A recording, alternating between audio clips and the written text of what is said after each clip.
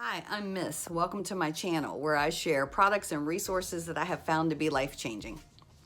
Today what I want to share or talk about is how we're missing our lives. I feel like that's probably something that a lot of us do. I don't think it's just me that has done that. Missing our lives, we're missing out on a lot. We're here for a very short time, and I want to explore what we can do to stop missing it. Not only miss it, but improve it. So if you're like me, you probably have a lot of bad habits that need to be changed, but maybe not. The main one that I had to really work on was living life on autopilot. What do I mean by autopilot?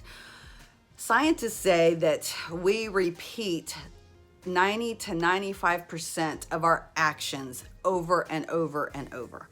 And they come from our subconscious. It's what we have learned throughout our lives from birth. If you imagine a software program in a computer, it is all of the data that it has downloaded that you have input into it, and that is what develops our beliefs and kind of controls our actions.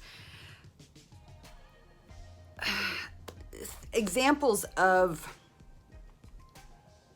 living from our subconscious would be actions that we do from our subconscious would be things like, well, you get out of bed, you make your bed, you brush your teeth, you make the coffee, and you do this and your mind can be elsewhere. You're just doing it I say mindlessly, but really you're thinking, your thoughts are probably on what you need to do for the day. And so you're really not paying attention. You do it and then you leave for work and you think, oh, did I turn the coffee pot off? Oh, did I make the bed? Did I brush my teeth? I mean, these things, we don't remember doing them because we're doing them from our subconscious. And they say we have 60,000 thoughts a day. So think about it. If 95% of those are coming from our subconscious, we're repeating them over and over and over, we're missing out on a lot. One of the big reasons I think living unconsciously is bad, letting our subconscious control our lives, is because that's when mistakes happen, on opportunities. We live from a place of anxiety a lot of times when we do that. You're cooking dinner and you get almost done and you realize you've left out a major important ingredient. Because your mind was somewhere else. You're just going through the motions. And I know I used to have a 45-minute commute one way to work, and I would get to work sometimes and not remember half of my trip. That's bad because, if a deer jumped out, my reflexes would be slower because I am not focused on my driving. My mind is somewhere else thinking something else. The more advanced our society gets, we're being almost conditioned, faster, fast food. You sit there, and I don't know about you, but I'll sit there and tap my foot. I'm frustrated. I want to get through the line and get done. And it seems like they're all in a race to get faster and faster to keep people happy. Text messaging, we're angry if we don't get an immediate response. We think we send that text, that person should be picking up that phone and answering you, because studies show your phone is never more than 3 feet away from you at all times. So if someone's not answering you, it's because they in the middle of something, but we generally think that they're just putting it aside, don't want to deal with it right then. So I don't want to go off on a tangent here. But basically what I'm trying to say is our minds are busy all the time, and you can't quiet your mind. The busy minds, one of the bad things about it, or one of the things that has come from it, is to quiet our minds. We have a tendency to want to numb it, to relax. So we'll sit down in front of the TV and kind of just zone out, or we pick up our phone and we fall down the scroll hole with social media and feel like we're giving our minds a break.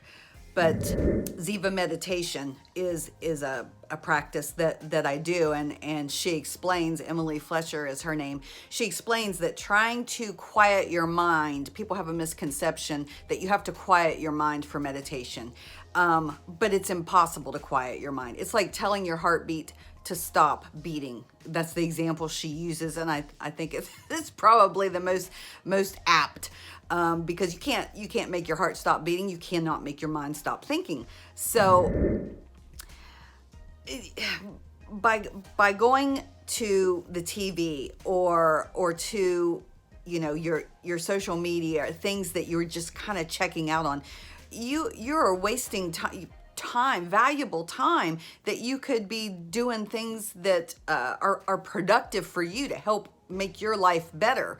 So that was the main reason I wanted to talk about this. I feel like it's one of the main things that we need to fix if we want to be happier, want to enjoy our lives more. I mean, that's the point. So you're allowing your subconscious to run your mind. So there are 3 states of consciousness. The first is your subconscious, which is basically power without direction. Your conscious mind, that is you seeing life as it is happening. So, and the way you see it, how it's happening, is through your eyes, through what you hear, through what you touch, what you taste, what you smell, your 5 senses. That's our conscious mind when we are really paying attention. So if you're washing your hands and you feel that water and you're really paying attention to what it feels like on your skin, that you're being conscious, you're taking that in with your senses. And then the third state of consciousness is the superconscious. And I don't know what God you pray to, if you believe in God or if you don't, the superconscious is considered the God within. So whether you call God a higher power or God or source energy or the divine, that is the superconscious. But what I'm talking about today is the subconscious and conscious. So the main thing is take control back from your subconscious and give it to your conscious. And that takes work, and that actually takes practice to get back into doing that, if we ever were really very good at it. It's one of the first things that I think we need to do to improve our lives, as I just said. So let's just take an example. If you are looking at a tree, if you look out the window and you are looking at a tree, you're just seeing the whole tree. If you zoom in, if you focus and sharpen your focus, and you can then begin to make out the bark on the tree and the individual branches and the individual leaves. That is sharpening your focus. When we zoom out, we get the bigger picture of the tree. So what I'm really talking about is ways that we can practice to kind of zoom in your focus, which will help you start really paying more attention to your conscious. And it's going to be kind of like meditation. You got to practice this to get good at life. A little exercise that you can do when this video is over, I hope you just try it out. Just sit for a minute and just ask yourself, are you aware? And pay attention, look around the room or look out the window, or if you're in your car, pay attention to the traffic and notice, like notice to yourself colors and textures, what you see. Then pay attention to what you're hearing. Pay attention, is there any smells in the air? Ziva Meditation, Emily calls this coming to our senses. It's waking up all 5 senses. And then, you do them individually, and then you try to do them as a whole, bring it together, hear, smell, taste, touch, feel, your sight, do it all together at the same time. And just pay attention, and you'll find the minute you get up to go do something else, you just kind of check out a little bit. It takes work to practice this, but you can practice it in the shower. If you don't want to take time out because you're so busy right now, then just practice it in the shower. Notice how the water feels. Notice what the soap feels like. Notice what your skin feels like. Smell the soap. You start practicing it. It's really kind of a cool thing. And you will find yourself, once you start doing this and you stop checking out, your mind kind of wakes up.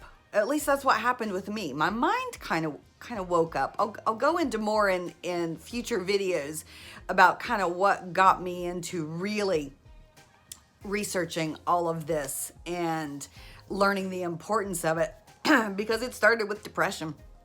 So that's just a little exercise you can do. One thing I like to do is when I go out to feed my horses in the morning, I am paying attention and hearing if they talk to me, because when they hear that door open, I am talking to them when I'm feeding them, looking them over, seeing they made it through the night fine, no little scratches against the wall.